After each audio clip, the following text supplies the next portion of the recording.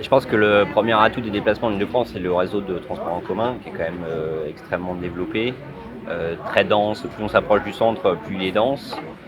Et même si bon, il a quand même des défauts et évidemment des améliorations possibles, il couvre quand même beaucoup de populations avec beaucoup d'efficacité et un coût qui est quand même assez faible pour les citoyens, notamment par rapport à d'autres grandes villes européennes. Donc je pense qu'en termes de déplacement, c'est naturellement le premier atout.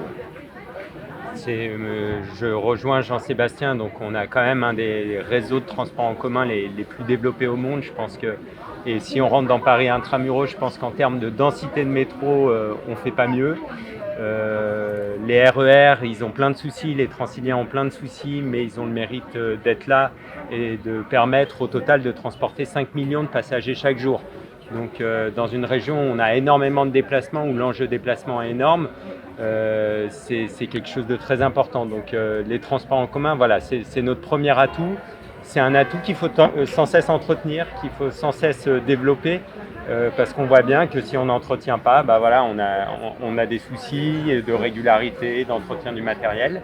Il y a ça, et j'ajouterais que c'est quelque chose qui au quotidien peut être parfois peu évident, mais on est une région très dense. C'est un atout en termes de déplacement parce qu'on a 2/3 des déplacements qui font moins de 3 km.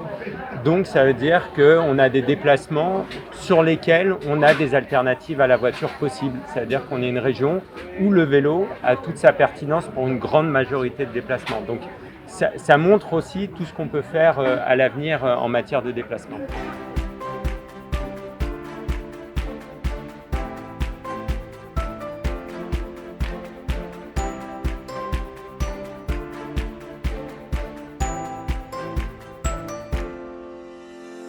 Mais on ne va pas refaire l'Île-de-France. On sait tous que entre les lieux de vie Est-Ouest et le travail, il y a un enjeu de déplacement. On déplace énormément de personnes chaque jour avec un réseau de transport très centralisé sur Paris. Donc bien évidemment, on a mis en place le Grand Paris Express, dont les lignes vont mettre du temps à arriver. Donc en attendant, le vélo peut être aussi une solution.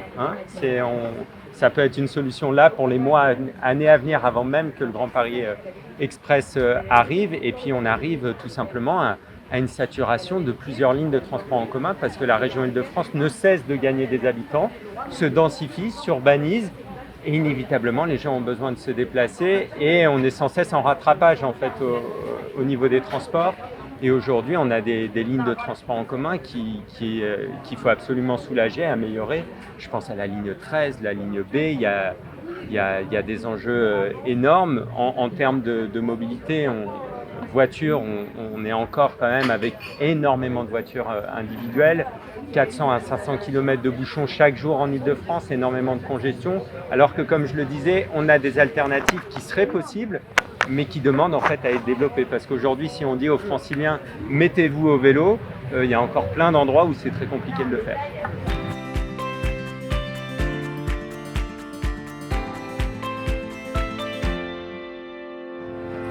Je crois que le principal point noir, c'est qu'on étouffe en fait. C'est-à-dire qu'en fait, la pollution, elle est là tout le temps. Il y a des chiffres qui sont totalement alarmants. Et le souci que je vois, alors bon, une fois qu'on a fait ce constat-là, on cherche des solutions.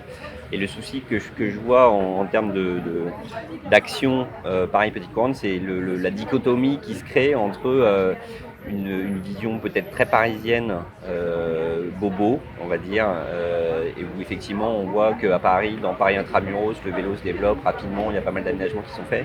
Il y a un discours autour de dire on ne peut plus rentrer dans Paris en voiture, ça marche à Paris mais ça ne marchera pas en dehors, qui est faux d'une part, et puis qui du coup crée un peu, recrée cette frontière qui existe déjà physiquement et qu'il faudra un jour essayer d'abolir institutionnellement, on va dire, mais qui du coup rend tout un tas de discussions compliquées parce que comme si dans Paris on n'allait jamais en banlieue et que la banlieue n'avait que besoin de venir à Paris en voiture, alors que c'est pas vrai. Et du coup il faut encore réussir à, on va dire, homogénéiser le discours et les actions, les intentions, notamment sur le sujet du vélo, entre Paris intramuros et les alentours. Et je dirais même que c'est physique, c'est en train de se lever là progressivement. via le traitement de certaines portes parisiennes, mais on avait encore cette impression que Paris pouvait être une île, en tout cas en matière de vélo, avec des portes anxiogènes, des entrées dans Paris, un réseau cyclable qui s'étend dans Paris, mais des connexions Paris-banlieue très complexes. Voilà, on manquait de cette vision, je dirais, métropolitaine, francilienne, régionale, avec effectivement des franchissements de frontières administratives très complexes. Ce n'est pas seulement des frontières administratives, c'est aussi des frontières physiques. Quand on passe en surface, être piéton ou être cycliste, quand on passe porte de la Chapelle, porte de Montreuil, porte de Clichy, porte d'Orléans, c'est un enfer, autant passer en métro ou autant être protégé dans sa voiture dans les bouchons. C'est en train de changer, hein, mais c'est dire de là où on vient et les enjeux qui nous attendent.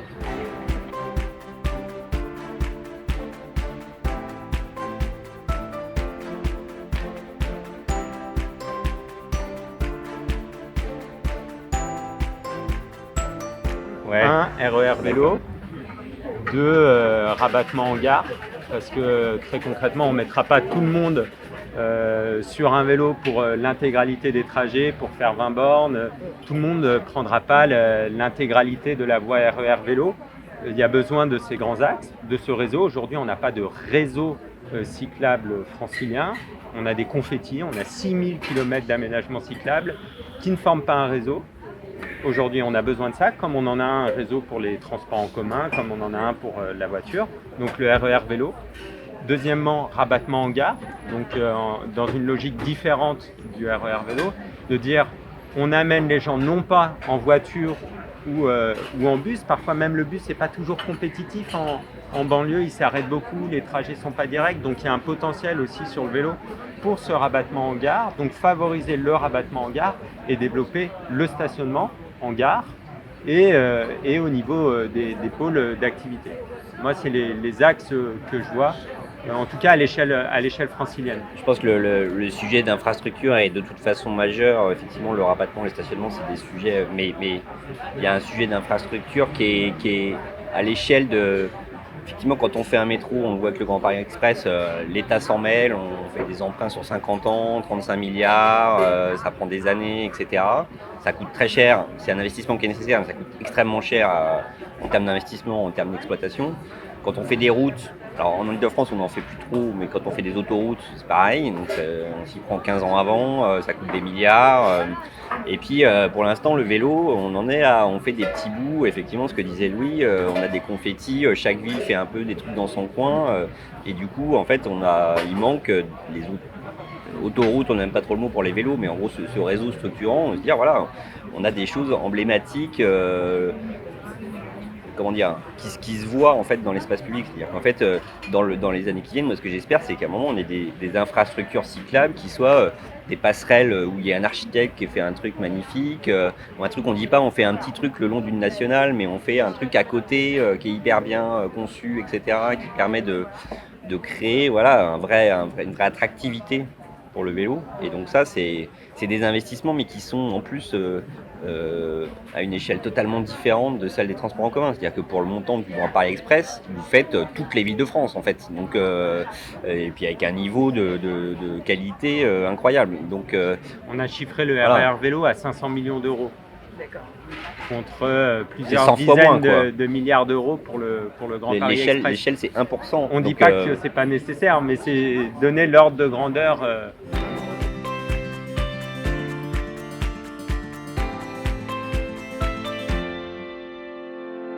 Le RER vélo, en fait, je dirais le vélopolitain, c'est la densité du métro. Pour la zone Paris, Petite Couronne, grosso modo le métro. Et le RER vélo, c'est ces grandes lignes, c'est le niveau RER qu'on connaît pour les transports en commun. Donc c'est, je dirais, ces deux niveaux de réseau complémentaires. C'est calquer, je dirais pas forcément calquer, c'est suivre l'imaginaire qu'on a autour des transports en commun, parce que ça structure l'imaginaire collectif en Ile-de-France. On connaît tous nos lignes de transport en commun, donc on connaît les destinations, c'est structurant, donc on ne va pas réinventer la roue sur le vélo. S'il faut tout réinventer, ça va nous prendre des années, donc on repart de ça. Après, pour autant, il ne faut pas reproduire forcément les mêmes erreurs de tout rediriger vers Paris. Il faut aussi regarder les bassins d'emploi, les flux, si on n'a pas du banlieue-banlieue qu'une ligne RERV peut favoriser et pas retomber dans ce travers de tout repasser par Paris. En fait, aujourd'hui, on se calque sur le réseau du métro, du RER, parce que médiatiquement, c'est efficace, ça permet de faire comprendre ce qu'on essaye de porter comme projet. Après, dans les faits, effectivement, le RER, il répond quand même à des besoins de déplacement, des pôles d'emploi ou des pôles d'habitation qui existent, et du coup, c'est assez logique qu'on ne soit pas très éloigné de ces lignes-là, parce qu'en fait, les gens à déplacer, c'est là qu'ils se trouvent.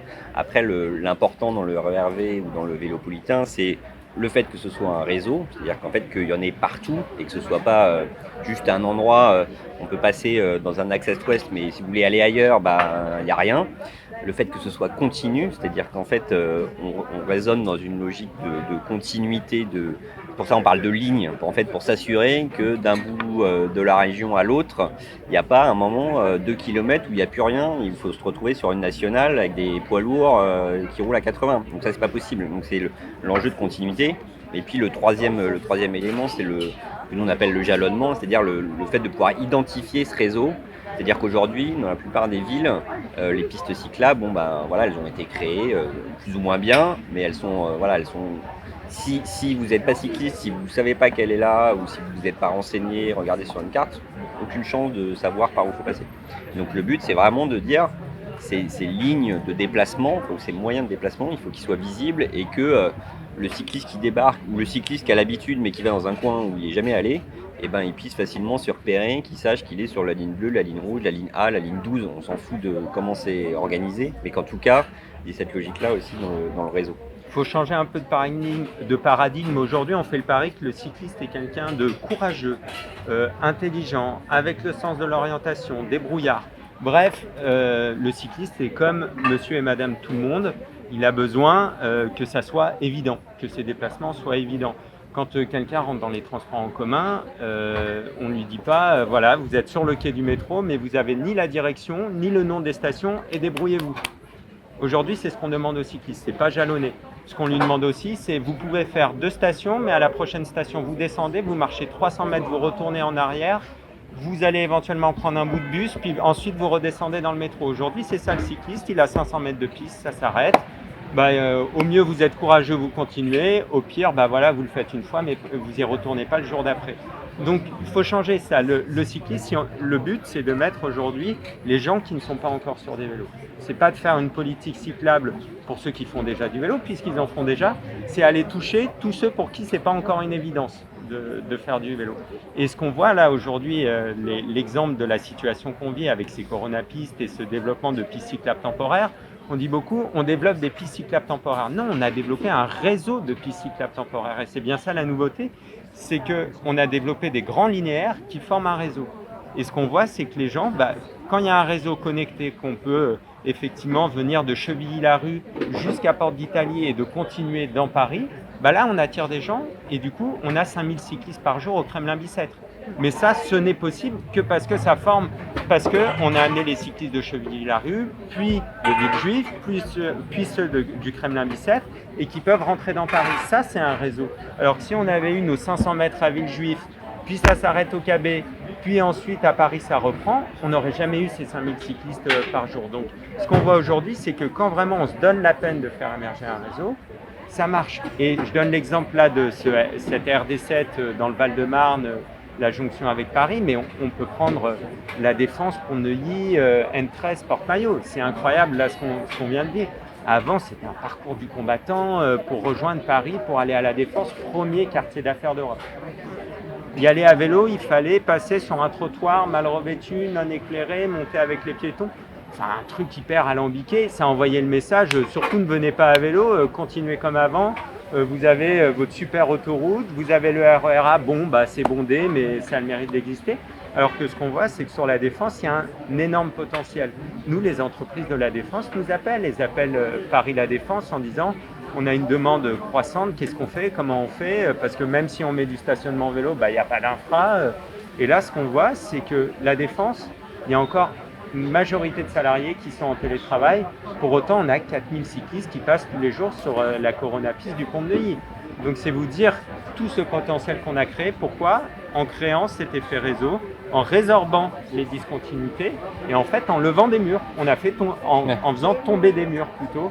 Et ça, c'est cette logique de réseau, de continuité. Et j'insiste, il n'y a pas forcément eu à créer de la place. On a juste pris de la place. On n'a pas créé de la voirie supplémentaire. On a pris de la voirie là où c'était possible. On a redistribué l'espace. Et vous regardez le pont de Neuilly aujourd'hui, je vous rassure, c'est pas une immense piste cyclable. On a encore je ne sais combien de voies pour la voiture. Ça continue de circuler. Pour autant, on a réservé une file au vélo. On a laissé les trottoirs aux piétons. Il y a le métro au milieu.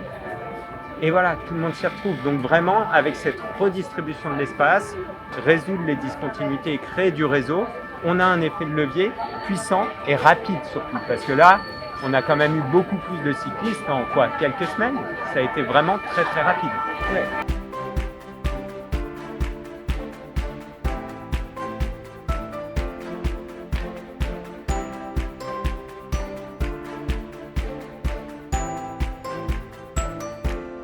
Il y a deux choses pour moi. C'est que, de fait, aujourd'hui, on a un essor du vélo à assistance électrique.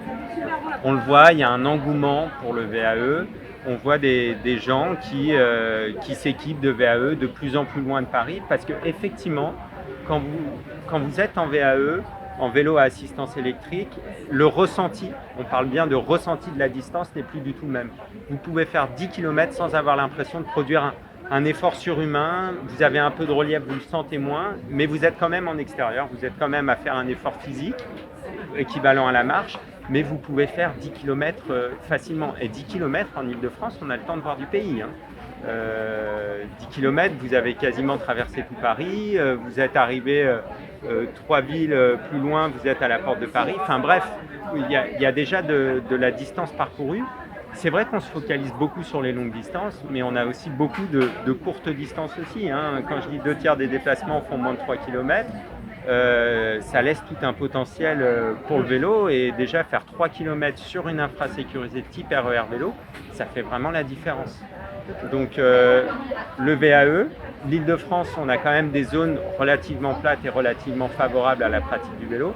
C'est pas le cas partout, vous prenez les bords de la vallée de la Seine, certains bords de Marne, mais pour autant, ça reste faisable. Et le but du VAE, du vélo, c'est pas de dire on sort tout le monde de la voiture et des transports en commun. Non, c'est pas ça du tout. C'est de dire qu'en fait, on peut soulager les transports en commun. C'est-à-dire qu'il y a toute une partie de la population, si au lieu de faire les 2-3 stations de RER ou les 2-3 stations de métro qu'ils font chaque jour, ils le faisaient à vélo, ça libérait énormément de place dans les transports en commun, suffisamment en tout cas pour les rendre plus agréables et pour attirer, et c'est ce qu'on voit dans le report modal, il se fait principalement de la voiture vers les transports en commun, des transports en commun vers le vélo. Donc si vous rendez vos transports en commun plus attractifs, vous attirez des automobilistes qui sont aussi, le report modal se fait plutôt bien de la voiture vers le VAE. On switch la case transport en commun. Donc encore une fois, c'est pas de dire allez tous à vélo. Non, l'Île-de-France est grande, il y a plein de cas de figure. C'est juste de dire que si vous développez le vélo, vous le rendez attractif. Il y a des distances qui sont faisables parce qu'aujourd'hui il y a des VAE, on voit bien le succès de Belligo Location. Les 10 000 vélos sont partis comme des petits pains, les gens ne veulent pas les lâcher. Et ce qu'on voit, c'est que principalement les locations se font à Paris. Bizarrement, il y a l'infrastructure, donc on voit bien qu'il y a un lien entre désir de vélo et la présence d'infrastructures. Et ensuite, on voit que c'est très présent le long des axes cyclables en banlieue. Vous prenez par exemple le long de la coulée verte au sud de Paris, il y a beaucoup de gens qui ont loué un Véligo, un VAE assistance électrique. Donc c'est qu'ils se disent, en fait moi j'ai cet axe, la coulée verte, qui est déjà sécurisé et qui me permet de faire mon trajet assez long, domicile-travail tous les jours grâce à ce VAE. Donc on voit vraiment qu'il y a une corrélation entre infrastructure et désir et faisabilité de vélo. Je crois qu'en fait, on prend souvent l'exemple dans les médias ou autres de dire oui, mais alors effectivement, la personne qui arrive de Grande Couronne et qui doit aller dans Paris, comment elle va faire si elle ne peut plus prendre sa voiture. En fait, des gens comme ça, il y en a très peu dans le trafic automobile parisien. Je crois qu'en gros, il y a la moitié du trafic automobile parisien, c'est des Parisiens qui restent dans Paris.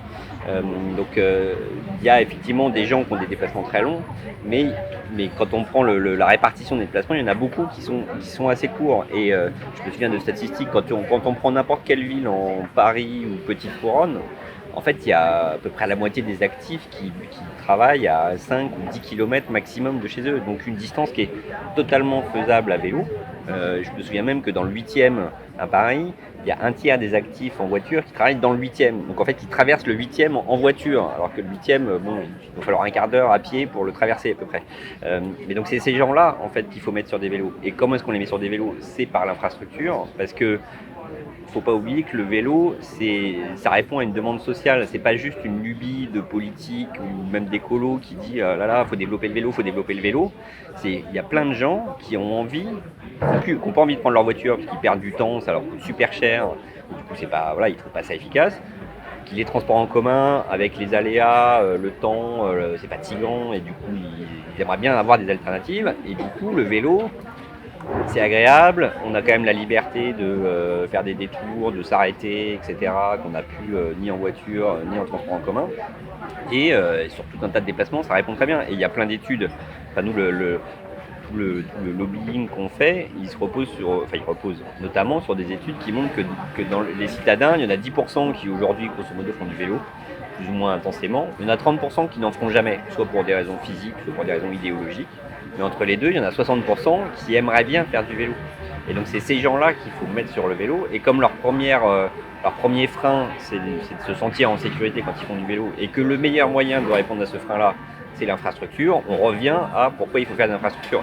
Évidemment que si on fait une ligne qui va de Saint-Germain-en-Laye à Marne-la-Vallée, nous on connaît des gens qui vont la faire en intégralité parce que ça leur fera plaisir.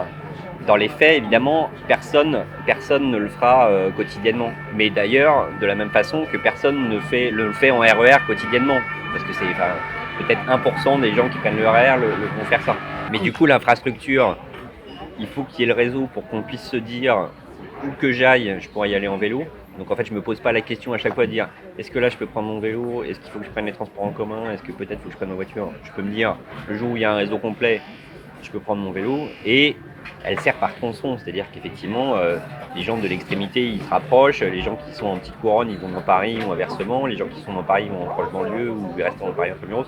Et du coup on va pas modéliser, mais finalement les gens qui font grande couronne Paris tous les jours, il y en a pas tant que ça. Et si vous regardez par exemple, c'est Paris La Défense qui a regardé les origines des salariés qui travaillent à La Défense, on se rend compte qu'une bonne partie vient des villes limitrophes en fait, donc ou de 2-3 villes plus loin, mais on parle toujours d'une zone de pertinence du vélo. Et nous, c'est des axes RER vélo pour le coup, mais on ne dit pas le but c'est d'attirer la personne de Cergy jusqu'à La Défense. Non, si déjà de Maison Lafitte, de Saint-Germain-en-Laye, ne serait-ce que Courbevoie, Puteaux, Levallois, tout ça, on peut bien aller à La Défense. Vous vous rendez compte et de Paris, effectivement. J'ai tropisme banlieue, mais on a déjà un potentiel énorme. Et le but, c'est de dire il faut rendre le vélo compétitif, et le vélo est compétitif pour une grande majorité de déplacements. C'est ce que disait Jean-Sébastien, c'est compétitif pour une majorité de déplacements.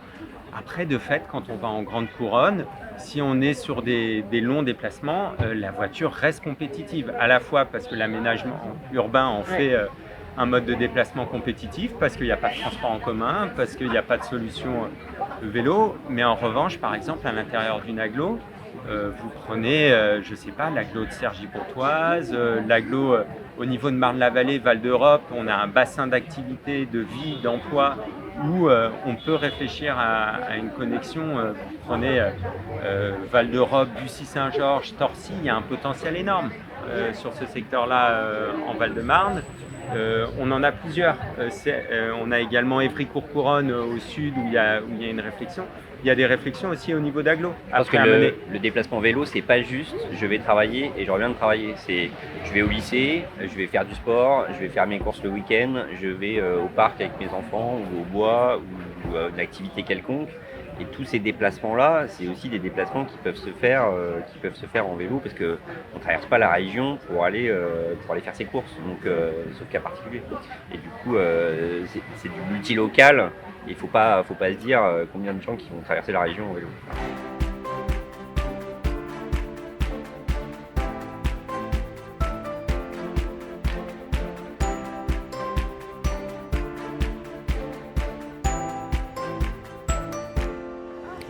Institutionnellement, nous, c'est vrai que Paris Ancel, à Paris Intramuros, on a de la chance parce qu'en fait, on a une collectivité qui est la ville de Paris qui a tous les pouvoirs, ou presque, sur tout le territoire parisien. Donc, en fait, on a un seul interlocuteur qui après fait son affaire d'organiser les choses avec la préfecture et les autres institutions qui peuvent avoir leur mot à dire. Mais disons qu'on a quand même un seul interlocuteur qui peut décider des aménagements, les concevoir, les mettre en place, faire les travaux, etc.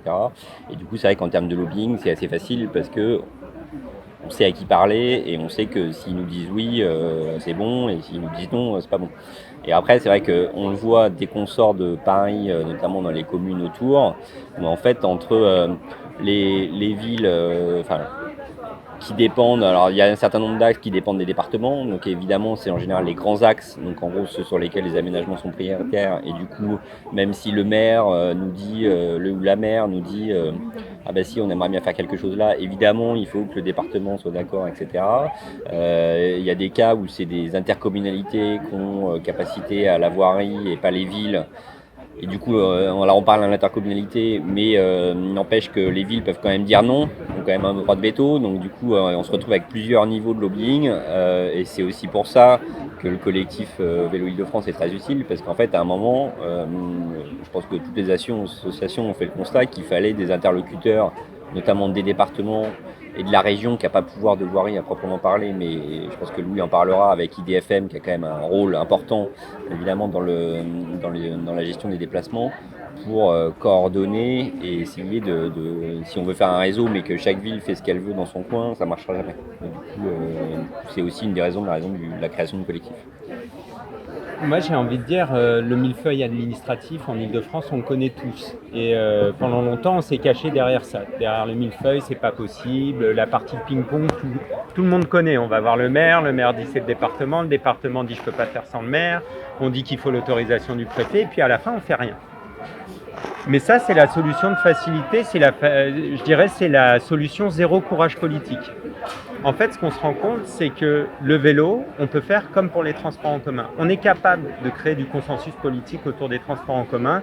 Malgré le millefeuille, on est capable de se mettre d'accord en disant, bon, la ligne, on ne va pas la faire s'arrêter ici, mais on va créer quelque chose de continu et on met toutes les collectivités autour de la table, elles se mettent d'accord, droite, gauche, peu importe, quel que soit le niveau, et on crée du consensus politique et on fait la ligne de transport en commun.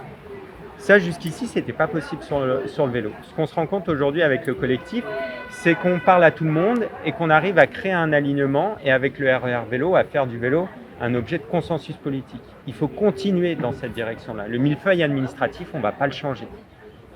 On n'a pas la main dessus, ça dépend de l'État, ça dépend de plein de choses et ça peut ne jamais changer comme changer du jour au lendemain et pas forcément dans le sens qui nous arrange, donc ça ne sert à rien de se cacher derrière ça. Ce qu'on voit, c'est quand les volontés politiques sont là, les choses sont possibles. Quand là, on l'a bien vu au moment du déconfinement, quand le préfet de région Île-de-France, qui a beaucoup œuvré pour le développement du réseau de Coronapistes, quand on voit que la région Île-de-France est capable de se parler aussi avec la mairie de Paris, quand on voit que les départements se mettent en ordre de bataille, quand on voit que les maires qui se sont emparés progressivement du sujet vélo sont aussi de la partie, les choses se font. Donc il faut continuer comme ça, il faut créer à construire du consensus politique, droite, gauche, sans étiquette, autour du sujet vélo, comme on le fait pour les routes, comme on le fait pour les transports en commun. Et c'est comme ça seulement qu'on peut lever les blocages administratifs. Parce qu'effectivement, il y en a plein.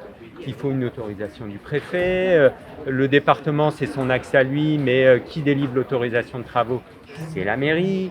La mairie qui dit, et le stationnement pour le bouger, il faut aussi l'autorisation de la mairie. faut que tous les acteurs soient à bord. Le maire garde un énorme pouvoir, in fine, puisque c'est lui qui délivre l'autorisation pour les travaux, qui a le pouvoir de police, faire bouger le stationnement. Donc en fait, il faut embarquer tout le monde, du maire jusqu'au président de région.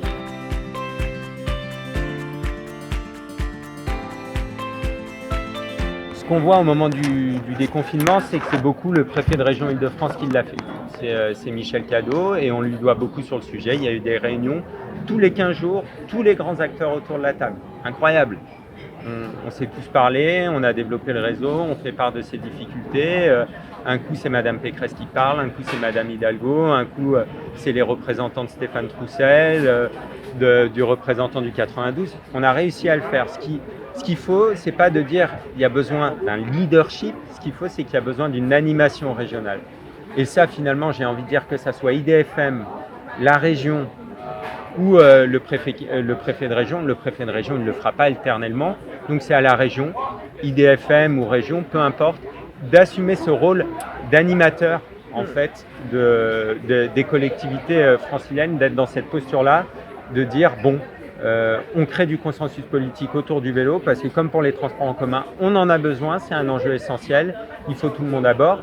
Et c'est la technique qu'on adopte en ce moment sur le RER vélo. On a les préfigurations des comités d'axe, on a des premières réunions techniques là, après les annonces de Valérie Pécresse d'un engagement de 300 millions d'euros sur le RER vélo. Là, hier, on se réunissait sur l'axe Paris-Val d'Europe, donc on avait Seine-Saint-Denis, Val-de-Marne, Épamarne, Val d'Europe, Marne et Gondoire, tout le monde autour de la table, on se parle, on parle des tracés. On dit, bon, bah là, il faudra l'aval du maire et tout, et c'est la région qui fait l'animation. Ça, il faut poursuivre. Et ça demande une chose, c'est du volontarisme politique. Aujourd'hui, pour des questions administratives, l'infra est porté par la région Île-de-France, et tout ce qui est service et début de logique de rabattement, c'est au niveau d'IDFM. Je dirais juste que IDFM, il a quelque chose de très important dans son portefeuille, c'est quand même le stationnement vélo en gare. Ce qu'on voit, c'est que le stationnement sécurisé, il y a eu une volonté, on a identifié qu'il fallait en déployer. Aujourd'hui, on n'a que 7000 places sécurisées. On n'est pas du tout à la hauteur de ce qu'on pourrait attendre. Là, il y a eu une révision du schéma directeur. L'objectif, c'est 100 000 places sécurisées à l'horizon 2030. Allons encore plus vite. Il y a un enjeu à simplifier et à en déployer davantage parce que on disait tout à l'heure, est-ce que les gens vont faire 20 km à vélo? Non, ils vont aller à la gare à vélo, puis ensuite ils vont prendre les transports en commun. On peut même réfléchir à un Véligo location plus métro plus RER. On peut réfléchir, on a cet outil magique qui est le Pass Navigo qui pourrait permettre de tout intégrer, d'avoir une solution comme aux Pays-Bas en fait, où on commence son trajet à vélo avec son vélo perso, on va à la gare et on sort de la gare et avec mon Pass Navigo, alors ça ne sera pas forcément Vélib n'est pas partout, mais avec mon Pass Navigo, je peux accéder à une offre vélo mise à disposition par IDFM. Ça se fait aux Pays-Bas, ça fonctionne très bien et ça permet justement que 50% des trajets en train commencent à vélo. Et ça offre sans doute des solutions beaucoup plus efficaces en termes de déploiement et même de coûts pour justement les zones moins denses, en petite ou surtout en grande couronne. Effectivement, développer un réseau de bus tôt le matin, enfin aux heures de pointe, tôt le matin, tard le soir pour aller jusqu'à la gare, etc. C'est coûteux, compliqué et pas forcément pratique pour les gens qui l'utilisent. Et le faire les 2 km pour aller à la gare en vélo, si l'infrastructure est là, c'est quand même ce qu'il y a de plus simple. Et on pourrait très bien imaginer de dire que IDFM, je crois qu'aujourd'hui, il a compétence pour les 300 mètres d'aménagement autour des gares. Un peu comme la société du Grand Paris sur le Grand Paris Express. 300 mètres, c'est la pertinence de la marche. Mais on pourrait très bien imaginer qu'IDFM est un acteur de l'infrastructure de rabattement en gare. C'est-à-dire qu'au même titre qu'il a le stationnement, donc le RER vélo pour la région, les grands axes, et IDFM pourrait très bien être dans une logique de dire on prend aussi en partie en charge la logique de rabattement en gare. Parler de l'infra, mais sur le rabattement, vous êtes en grande couronne, 2 km, ça peut être un enfer sur Terre. Si c'est 2 km de la départementale épouvantable, pas éclairé, vous avez toutes les projections, les gens qui roulent vite, ou vous ne le faites pas, vous prenez votre voiture, vous allez à la gare en voiture. À la limite, vous prenez le bus, mais si le bus, en fait, il fait tout le détour par la zone commerciale, machin, vous y allez en voiture. Donc, il faut aussi de l'infra de rabattement vers nos grands pôles gares. Et ça, IDFM pourrait être pertinent sur ce sujet-là. Bon, ce n'est pas le cas aujourd'hui, c'est très compliqué la situation financière à IDFM, mais de manière générale, IDFM est un acteur qui a des leviers à la fois en termes de ressources humaines et de financement.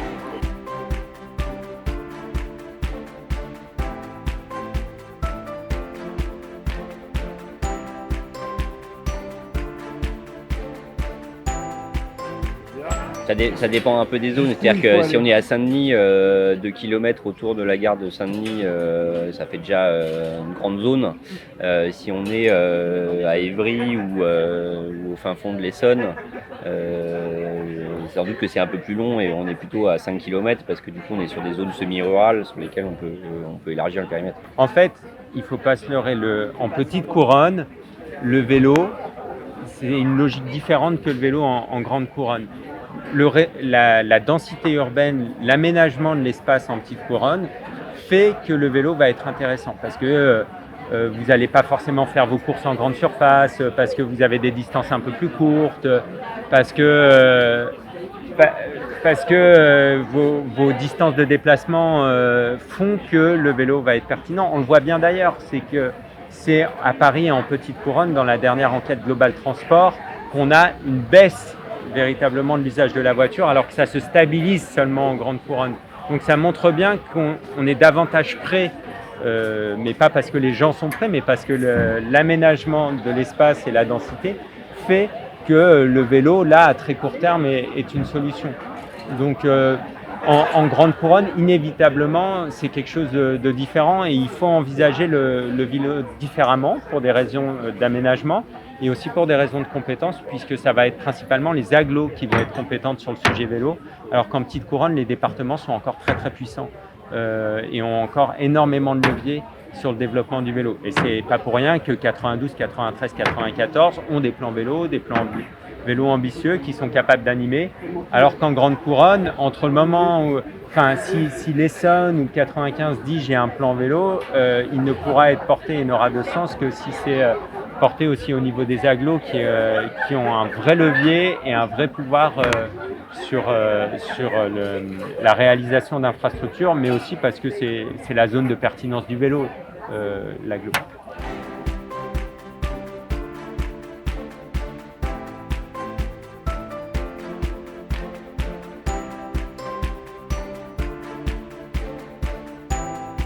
Alors là, je vais répondre pour le coup pour le collectif Vélo Île-de-France. Il y a un avant et un après le collectif Vélo Île-de-France.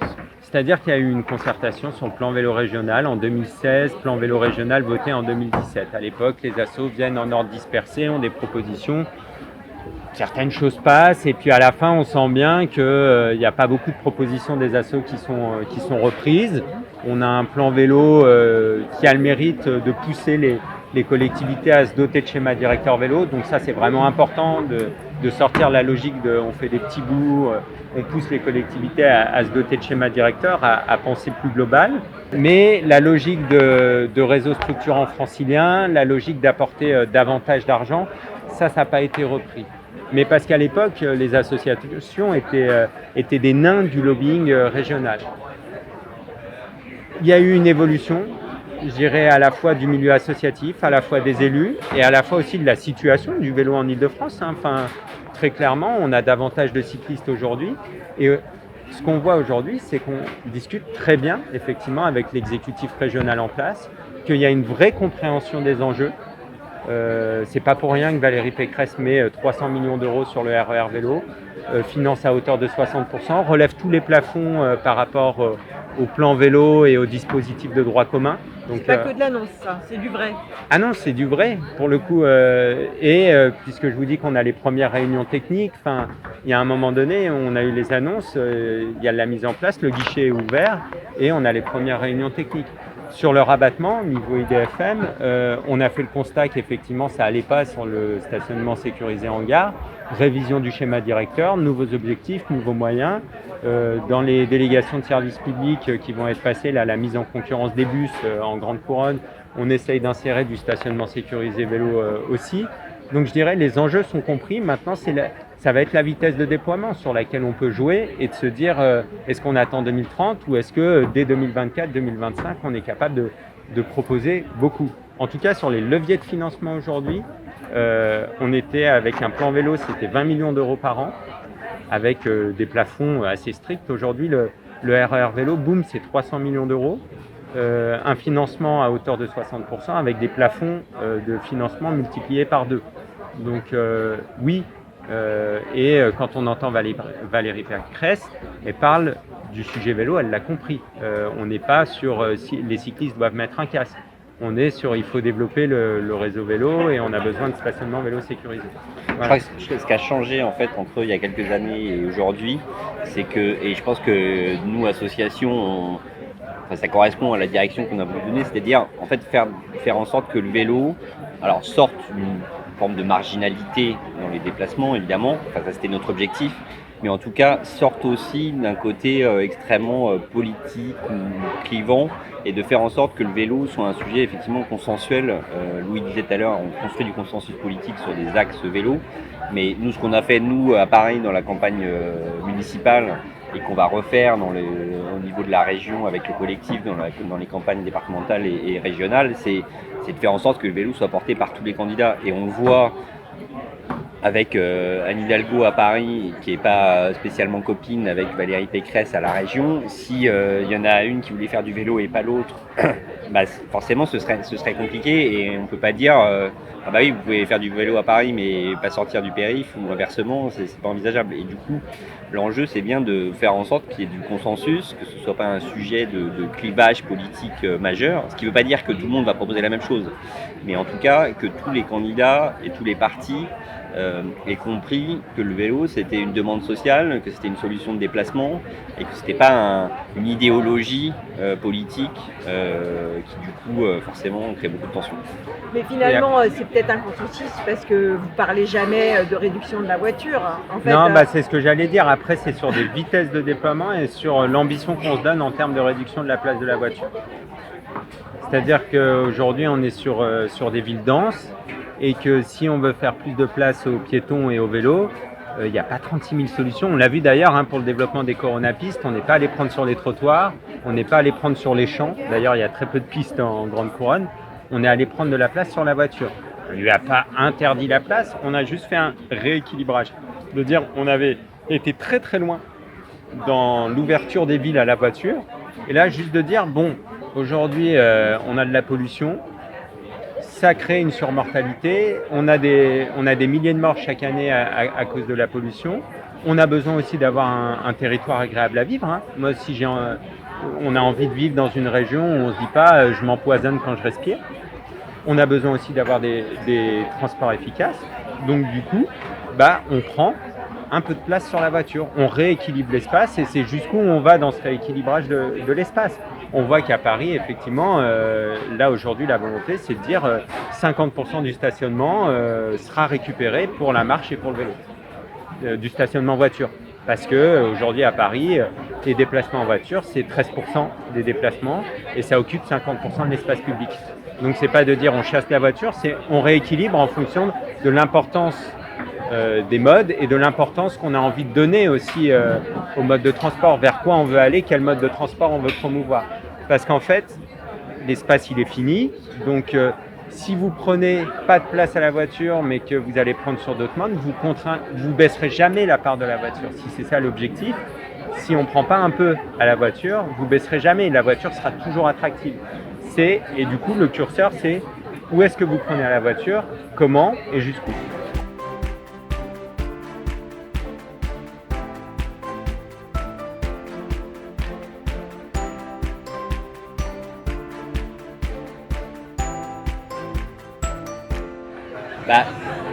Si, historiquement, il y a des pistes cyclables qui ont été faites mal conçues, pas au bon endroit, juste parce que c'était facile à faire techniquement ou en termes d'espace, et du coup on pouvait se prévaloir de regarder, je vous ai fait 3 km de pistes cyclables, oui, qui vont de nulle part à nulle part, et donc du coup personne ne les utilise, parce qu'en plus, au moment du carrefour, il faut remonter sur le trottoir, il faut faire un énorme détour pour passer au niveau du passage piéton, des choses comme ça, et donc évidemment, il n'y a aucune chance que ce type d'infrastructure-là, il marche.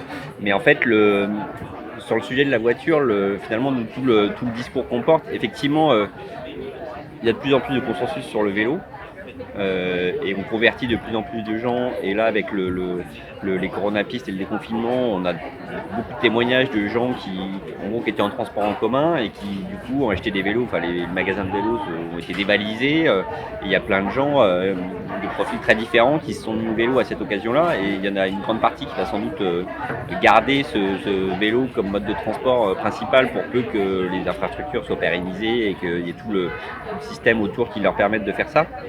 Mais en tout cas, le consensus sur le niveau du vélo, effectivement, si on dit on va retirer les voitures, le consensus est tout de suite beaucoup moins clair parce que c'est un peu une question de sociologie électorale. C'est-à-dire qu'effectivement, les gens qui se déplacent en voiture en Ile-de-France, c'est des gens plutôt aisés et que les gens qui habitent loin et qui sont moins pauvres ou qui sont moins aisés, ils se déplacent en transport en commun ou en vélo, puisque le vélo est quand même très économique et qu'effectivement, il y a plein de coins où la voiture, gare son statut social et ces effets-là, et notamment dans tout l'ouest parisien au sens très large, il y en a plus qu'ailleurs. Maintenant, moi je le vois avec des copains qui habitent en banlieue et qui disent oui, on peut plus aller à Paris, etc. Personne n'a envie de voir une autoroute en bas de chez lui, même en banlieue. Et d'autant plus des gens qui vont quitter le centre de Paris pour avoir plus d'espace, du vert, etc.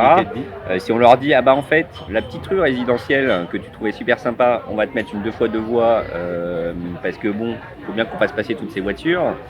Évidemment que ça susciterait les mêmes oppositions que partout ailleurs. Et du coup, encore dans une logique de limiter le clivage Paris-banlieue, etc., il faut réussir justement partout à développer de l'infrastructure, à réduire progressivement cette place de la voiture. Il y a des blocages psychologiques qui sont levés progressivement et c'est pas une bascule en 2 ans, on va pas basculer tout le monde. Après, il y a aussi des enjeux. Tout à l'heure, Louis disait le réseau, est-ce que c'est 2030, est-ce que c'est plus tôt ? On a quand même des Jeux Olympiques en 2024 qui sont dans toute la région, notamment en Seine-Saint-Denis, mais pas que. On va pas avoir le métro puisque on a pris du retard sur les travaux, donc en fait le métro il y aura pas. Donc qu'est-ce qui reste pour l'instant ? Les autoroutes actuelles qui sont déjà saturées, les transports en commun actuels qui sont déjà saturés. Peut-être qu'on a le temps d'ici 2024 de faire des infrastructures cyclables dignes de ce nom. Sur un événement sportif, ça aurait quand même pas mal de sens. Et du coup, c'est sans doute un des projets sur lesquels on peut accélérer très fortement sur tous les sites qui sont concernés. Avec les coronapistes, on pouvait faire des pistes en quelques semaines. Oui, alors après, les coronapistes, on peut faire des pistes en quelques semaines. On voit bien que c'est des pistes qui ont besoin d'amélioration, qui ont besoin et qu'on ne va pas pouvoir continuer éternellement sur ces coronapistes. Tout le monde n'a pas les moyens de Paris pour développer des coronapistes. Paris, on a l'impression qu'une fois que ça a été décidé, il y a petit retard à l'allumage, mais une fois que ça part, ça déroule. Et ils ont des moyens, on n'a jamais vu autant de barrières en béton, on ne sait pas où ils les trouvent, les GBA, toutes fines, très jolies, ils arrivent à faire des choses. Attention, en Seine-Saint-Denis, c'est pas la même chose, c'est pas les mêmes moyens, c'est pas la même population, c'est pas les mêmes comportements aussi sur la voirie.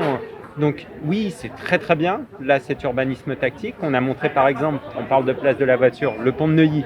Jusqu'ici, impossible de prendre de la place sur le pont de Neuilly, on ne peut pas réduire la N13, pas possible, la dérive dit pas possible, tout le monde dit pas possible, il faut une passerelle. Projet à 10 ans, 15 millions d'euros au minimum, parce qu'on est en plus dans une zone architecturale, enfin bref, on ne peut pas faire n'importe quoi. Là, ce qu'on voit, c'est qu'on a pris une piste, une file sur le pont de Neuilly, et qu'on arrive à faire passer 4000 cyclistes sans totalement déstructurer le trafic automobile à côté. Et du coup, les maires du coin disent attendons, avant la passerelle, là on a vu que tous les maires de Paris-Ouest La Défense disaient évaluons d'abord réellement l'impact de cette coronapiste sur la chaussée du pont avant de partir sur un projet de passerelle. Donc je dirais que c'est plutôt, il y a une évolution psychologique avec ces coronapistes de montrer qu'en fait, il y avait de la place qu'on pouvait prendre. Maintenant, cette place, il va falloir en faire quelque chose de sécurisé, parce qu'on a des endroits où les coronapistes, malheureusement, c'est pas assez sécurisé. Malheureusement, on a trop de stationnement sauvage. On a encore des coupures, parce que quand on fait des coronapistes et qu'il y a un point dur, on n'a pas le temps, pas les moyens. Enfin, c'est pas la logique de l'urbanisme tactique de dire on va sortir les tractopelles et on refait. Ça non, ça c'est la logique durable. Et rendre le vélo compétitif et attractif, c'est aussi faire des choses belles. Ces coronapistes avec des bouts de peinture jaune qui s'effacent, avec ces balisettes qui parfois se déplacent, se plient, c'est très bien pour l'urgence. Ça montre ce qu'il est possible, ça monte la voie, c'est un test. Et ça, c'est vraiment quelque chose, j'ai envie de dire, il faut garder cette méthode-là.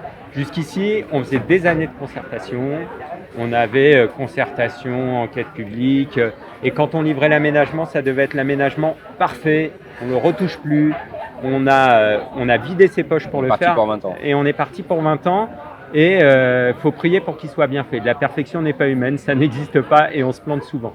Là, ce qu'on voit, c'est que c'est une autre méthode, on fait une enquête publique et de la concertation, et on apprend en faisant. Donc on teste notre aménagement et en fonction de ce qu'on voit, ce qu'on observe, on ajuste.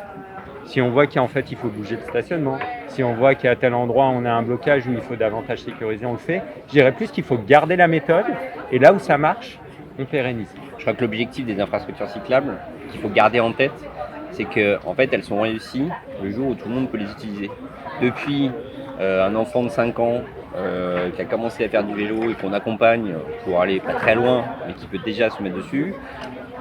Ma grand-mère en VAE qui a plus peur parce qu'elle est bien séparée des voitures, parce que le carrefour, qui est un point noir de la plupart des aménagements aujourd'hui, il est bien fait pour qu'on sache où est-ce qu'il faille aller, qu'on n'ait pas des angles morts, pour que les camions, les voitures voient les cyclistes quand ils sont, etc. Ça, c'est des choses qui sont un peu plus compliquées à faire que juste séparer, enfin prendre une ligne de stationnement, une ligne de circulation qui a une utilité. Mais effectivement, cette qualité-là, elle demande quand même beaucoup d'investissement en conception et en réflexion. Après, effectivement, je rejoins Louis, l'urbanisme tactique, c'est hyper intéressant pour en faire très vite. Et d'ailleurs, il y a l'exemple de Séville qui, il y a quelques années, avait fait comme ça un réseau de pistes cyclables en quelques mois, un peu en mode tactique. Et du coup, ça a tout de suite permis de déclencher, en fait, de créer plein de cyclistes d'un coup, parce que du coup, il y avait un réseau pour aller partout.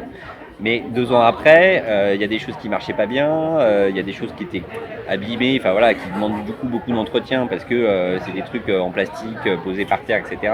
Et du coup, il faut quand même réinvestir pour des choses permanentes. Après, effectivement, ça peut permettre de gérer cet effet de réseau très rapidement et puis ensuite d'aller de la qualité. Je pense que dans les années qui viennent, moi ce que j'espère dans les années qui viennent plutôt, c'est que en fait la piste cyclable ou l'aménagement cyclable, il est un peu le rôle que, parce qu'on va rester dans la culture urbanistique française, le rôle qu'avaient les tramways ces dernières années, c'est-à-dire on profite du fait qu'on va faire une belle piste cyclable sur cet axe-là pour finalement requalifier tout le boulevard ou tout l'axe principal, remettre des arbres là où il faut, enlever du stationnement, transformer en gros une autoroute urbaine 2 fois 2 voies avec du stationnement sauvage, tout gris, etc. Et profiter du fait qu'on fasse un gros axe RERV, joli, bien positionné, hyper confortable pour les cyclistes et qu'autour, la ville aussi y gagne à travers de ces pistes cyclables.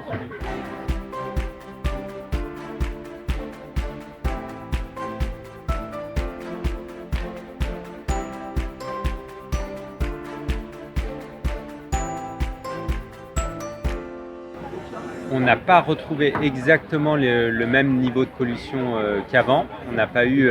là, si on avait le même niveau de saturation des axes routiers, on aurait eu davantage de pics de pollution qu'on en a eu là depuis le déconfinement.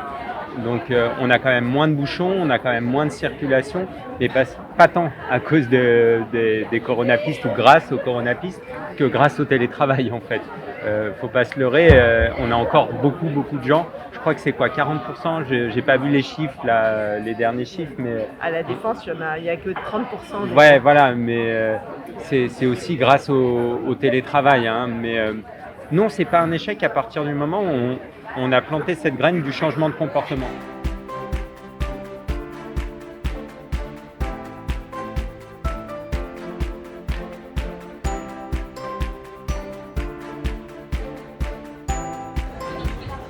Nous, on a construit ces propositions-là pour qu'elles aient un impact médiatique et politique, qu'elles soient tout de suite comprises et de changer justement le niveau de conversation, qui ne soit pas à dire on a créé 10 km, 50 km, 2000 km de pistes cyclables, personne ne sait à quoi ça correspond, personne ne sait les compter correctement, etc. Mais du coup de dire en fait ce qu'il faut, c'est pas des kilomètres de pistes cyclables, c'est un réseau. Et donc il s'appelle Vélopolitain, il s'appelle RERV, il s'appelle le vélo en Ile-de-France, peu importe, à la limite c'est... Nous, ce qui nous intéresse, c'est d'avoir un réseau complet, continu, etc. Après, je pense que l'enjeu, c'est quand même qu'il y ait une forme d'unicité. C'est-à-dire qu'aujourd'hui, sur les routes, par exemple, on sait, voilà, on a les autoroutes, les nationales, les départementales, les rues qui ont des noms. Enfin voilà, c'est une espèce de logique qui est connue. Ça, c'est l'imaginaire automobile. Oui, c'est un imaginaire urbain et automobile. Il faut sans doute réfléchir à ce qu'on peut faire autour du vélo, et qu'en tout cas, ce serait décevant si on avait des choses différentes quand on sort de Paris et qu'on sort de l'Île-de-France, et qu'on ait des logiques complètement qui soient pas uniques, et qui, voilà, où on a un itinéraire qui arrive dans Paris et puis qui repart de l'autre côté de Paris, par exemple, ce serait idiot. Donc il faut trouver les moyens. Après, je pense que l'intérêt de la ligne, c'est pas tellement encore une fois, aujourd'hui et sans doute pour les 10 prochaines années, l'enjeu il n'est pas de satisfaire les cyclistes existants qui effectivement ont trouvé leur chemin, connaître le maillage de par où il va passer, etc.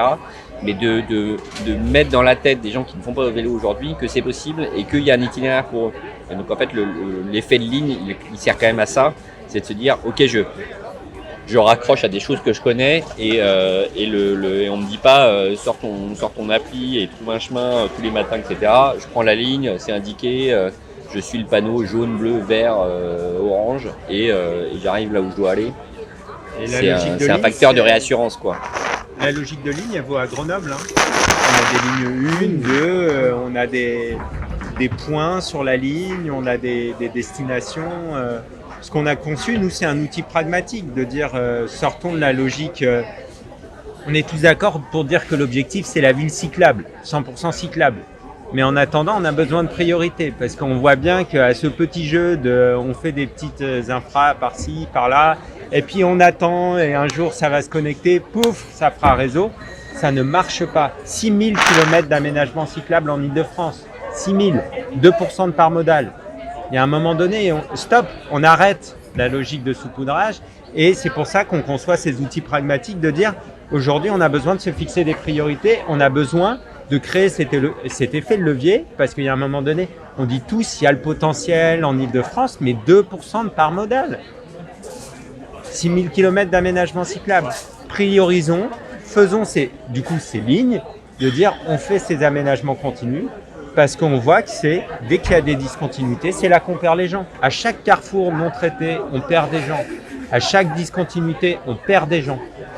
Et le but, c'est d'aller récupérer progressivement tous ces gens, ces 60% dont parlait Jean-Sébastien, de dire ces gens-là, on peut aller les récupérer parce qu'on va créer de la continuité. Et une fois qu'on aura créé ces continuités, allons-y pour créer un imaginaire du maillage, de la ville cyclable, mais on n'en est pas là. Malheureusement, on n'en est pas là aujourd'hui en Ile-de-France.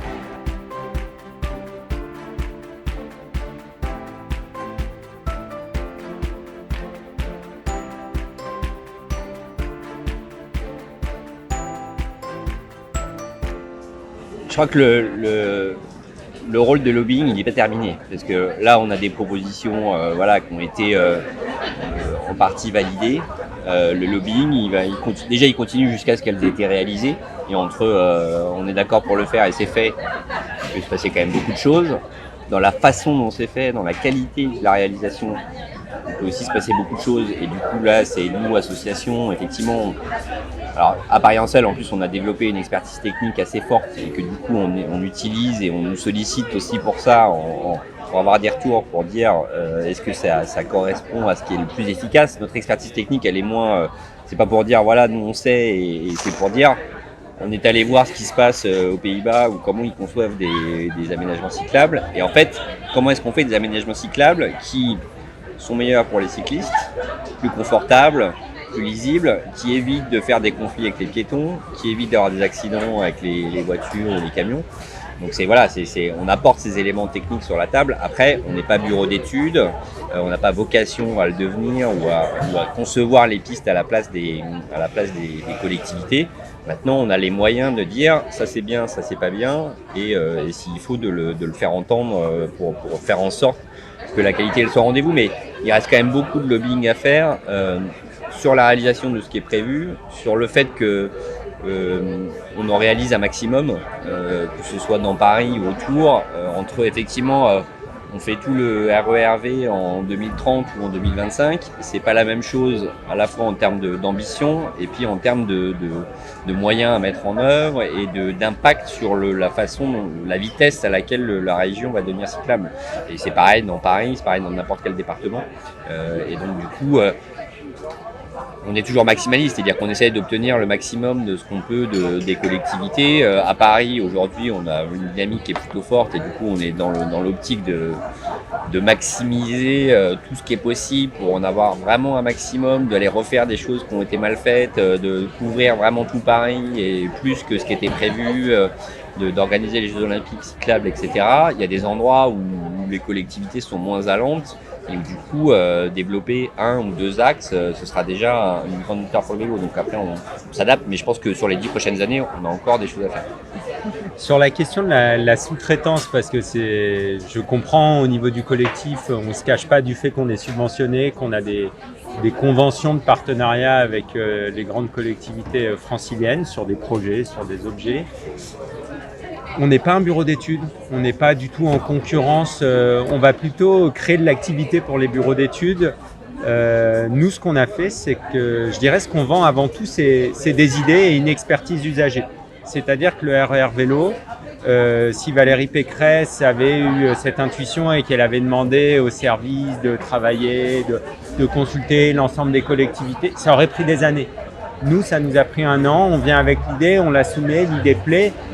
Et en fait, on est dans une forme de démocratie où la société civile apporte aussi des sujets, des idées qui sont ensuite reprises en politique. Et c'est une très bonne chose. Nous, en fait, c'est pas nous qui allons le faire, le RERV, c'est la région. Et finalement, on a porté cette idée-là parce qu'il y avait un besoin. Et ensuite, on la donne. Et on a un rôle, moi j'appelle ça l'expertise d'usage. Et cette expertise, elle a quand même une valeur. C'est-à-dire que les collectivités, elles ont beau avoir des techniciens, quand elles en ont hyper compétents, elles en auront jamais autant que nous, on a d'usagers. Et encore, on a un potentiel de progression. On est encore des nains, les assos vélos. Il faut être conscient, on ne couvre pas tout le territoire. Sur une ville telle que Paris, 1600 adhérents, il y a à l'étranger, vous allez à Londres, les associations sont plus grosses. Ce que je dis, c'est qu'on a progressé. Attention, je dis juste que nous aussi, on a énormément de potentiel de développement, d'aller animer une communauté cycliste. Et on a cette expertise d'usage qui fait que oui, tous les jours, nos adhérents sont sur les pistes cyclables, voient ce qui se passe, peuvent faire des retours. Et ça, nous, au niveau des associations, et c'est en ça que moi, je suis salarié et je pense qu'il y a un rôle du salariat, c'est de faire vivre et de traduire en fait et d'exploiter toute cette richesse qu'on a dans notre réseau. Et c'est ça en fait qu'on monnaie avec les collectivités, c'est de dire cette expertise d'usage, elle a une grande valeur et en fait, elle intéresse fortement les collectivités parce qu'ils ne l'auront jamais. Même les bureaux d'études, en fait, ils se tournent vers nous quand ils vont faire leurs enquêtes de terrain préalables à la remise de leur dossier. La première personne vers qui ils vont, c'est nous, association, pour avoir notre ressenti usager. Et donc en fait, ça, quoi qu'il arrive, on l'aura toujours. Et c'est pas une forme de sous-traitance, c'est notre rôle. Et c'est notre rôle de le traduire de telle façon dans un dialogue, en fait. Parce que jusqu'ici, on a l'image du militant cycliste qui disait ça va pas, ça va pas, ça s'est fait mal, ça c'est mal, ça c'est mal. Et en fait, aujourd'hui, on est dans une situation où on a des collectivités plus volontaristes aussi qu'auparavant, avec lesquelles on peut avoir un dialogue. Et en fait, il faut leur traduire ce que les usagers voient sur le terrain, qu'il y ait cette traduction faite par les associations, mise à disposition des collectivités, qui fait qu'on gagne du temps et on avance ensemble. Je crois que le truc, c'est qu'effectivement, on n'est pas, enfin, en tout cas à Paris-Lancel, on n'est pas un syndicat de cyclistes. On n'est pas là pour aller défendre les cyclistes comme des syndicats de salariés ou des choses comme ça. On est là pour défendre une vision de la ville cyclable, ce qui est totalement différent. Et dans le dialogue qu'on a avec la ville de Paris, les arrondissements, les communes avec lesquelles on dialogue, je crois qu'effectivement, ce que disait Louis, c'est-à-dire qu'on n'est pas, on est systématiquement dans une optique assez politique, mais en tout cas de dialogue, de dire, on fait de la pédagogie, on explique pourquoi est-ce qu'il faut du vélo, pourquoi on pense que c'est bon pour la ville, pourquoi est-ce que c'est bon pour ses habitants, pour ses déplacements, etc. Et du coup, de convaincre, effectivement, quand on a des gens réceptifs en face, ça déroule. Quand on a des gens moins réceptifs, on va obtenir beaucoup moins. C'est-à-dire qu'ils vont me dire, je vais mettre des arceaux vélo devant la piscine. C'est pas grand-chose, mais c'est déjà un premier pas. Et du coup, on continue.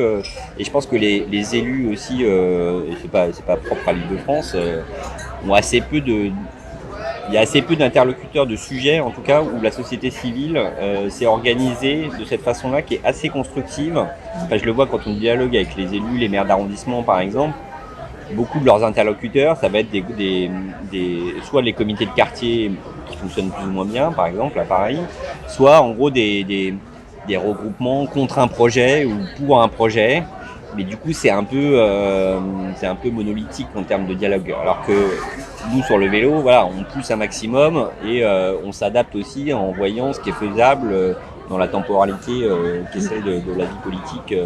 Et du coup, je pense que c'est aussi un des facteurs qui font qu'on a eu une certaine écoute et qu'on a pris un rôle qui est effectivement de collaboration sans être tout en étant capable de distinguer effectivement celui qui fait, qui est l'élu et la collectivité, de celui qui recommande que nous sommes en tant que lobby. Collaboration exigeante. Voilà.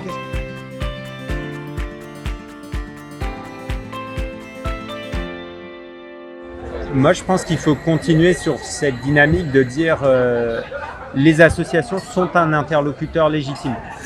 Je sais qu'il y a encore des collectivités qui n'ont pas cette culture-là, du dialogue, de la concertation, du comité vélo. C'est quelque chose de précieux à Paris et qui fonctionne, j'ai envie de dire, avec l'expérience de mieux en mieux quand même.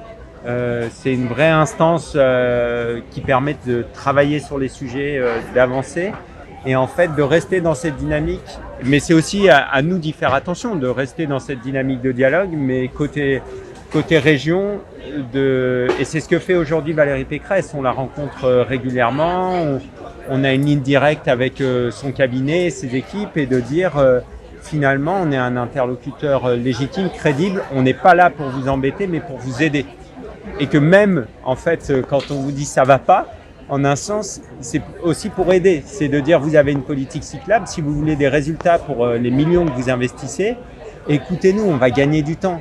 Parce qu'il n'y a rien de plus frustrant pour un élu quand il va mettre un pognon de dingue sur une infrastructure cyclable et que derrière, il y a 0 cycliste. Et en fait, on a perdu notre temps, nous on n'est pas contents, la collectivité n'est pas contente et en plus elle se fait taper dessus. Donc c'est de dire, continuons ce travail en amont des projets, ça demande de la confiance. Et ça se construit, c'est inévitable, c'est des relations humaines, mais c'est de dire, faites confiance aux associations, si vous nous faites confiance, si vous nous passez les plans avant, si vous nous dites, là on a ce projet-là, c'est pas encore sorti, mais on voudrait avoir votre avis, c'est toujours continuer dans cette relation de confiance. C'est le dialogue en fait, le dialogue régulier et au bon niveau. Il y a un niveau technique, il y a un niveau plus politique, il peut y avoir un niveau plus informel aussi. C'est qu'il soit régulier et continu et qu'il soit pas rompu en fait, c'est vraiment un facteur hyper important de, à la fois nous associations, on a effectivement on est prévenu s'il y a des choses qui vont pas pouvoir se faire, du pourquoi, éventuellement qu'est-ce qui bloque, il y a des fois aussi où nous du coup on peut faire des choses que les collectivités peuvent pas faire, et du coup on n'est pas pris au dépourvu et quelque part dépassé par notre base, je vais dire, de cyclistes qui va dire mais pourquoi ça s'est fermé ou pourquoi ça n'a pas été fait, etc. Si on a eu l'information, on est capable aussi de la répercuter à la communauté cycliste et inversement, effectivement, de donner des priorités parce que une collectivité, une administration, des techniciens ou des bureaux d'études, on leur dit vous faites un plan vélo et on l'a vu par exemple à Paris dans le dernier mandat, il y a un plan vélo qui avait été annoncé en 2015 qui était très bien. Sauf qu'en fait, il n'a pas été piloté avec un niveau de priorité suffisant. Donc c'était, on a lancé plein de trucs, il y a plein d'études un peu en cours, à droite à gauche, sur des axes, on ne sait pas, avec voilà, après des influences au niveau des arrondissements, des différents intervenants pour dire on fait d'abord ça, etc. Mais du coup, il n'y a rien qui sortait parce qu'en fait, il y a plein de trucs il y avait plein de trucs dans tous les sens. Et nous, on a dit, c'est pas grave si vous faites pas tout, mais au moins, il faut que vous fassiez un truc continu sur les axes principaux, quoi. Alors du coup, bon, on l'a dit un peu brutalement, donc au début, ça a été mal pris. En tout cas, ça a suscité un peu de tension. Mais au final, ça a quand même été efficace parce que ça a bousculé quelque part l'administration qui a dû se remettre en ordre de bataille correctement, qui a changé en l'occurrence, Paris qui a changé de direction. Et en gros, avec un objectif de dire, on fait le plan vélo et on fait majorité. Et à la fin, sur le dernier mandat à Paris, il y en a eu que la moitié, mais tant mieux. Et ça aurait été 80%, mais avec des trous partout, ça aurait été pire et ça aurait été pas uniforme, pas cohérent, etc. Et donc ce dialogue-là, il est vraiment indispensable et il faut nous savoir écouter quand il y a des choses qui sont pas possibles, qui vont pas être possibles tout de suite, ça arrive et il faut faire avec. On parle du millefeuille institutionnel, quand il y a un blocage institutionnel, on fait avec. Et que la région et les collectivités en général aussi sachent nous écouter et pas nous dire ok je traite un potentiel de gêne en disant ok je leur ai parlé donc du coup ils vont pas aller râler dans les médias ou ailleurs, c'est pas ça la logique, c'est vraiment d'être dans un truc constructif. Et si je traduis, ça veut dire voilà. Des fois, on va être dans le rapport. Des fois, il le faut. Pas toujours. J'ai envie de dire, continuons comme on a initié là et poursuivons de dire le RER vélo, on le fait ensemble. On participe au comité d'axe. On peut être utile, on peut être pertinent dans les comités techniques. Travaillons sur le rabattement ensemble.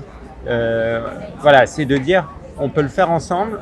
Ça va faire effectivement des instances de concertation et tout. Mais c'est du temps gagné à la fin et c'est de la qualité et c'est de la satisfaction collective gagnée à la fin et on gagne du temps et de l'argent inévitablement à la fin.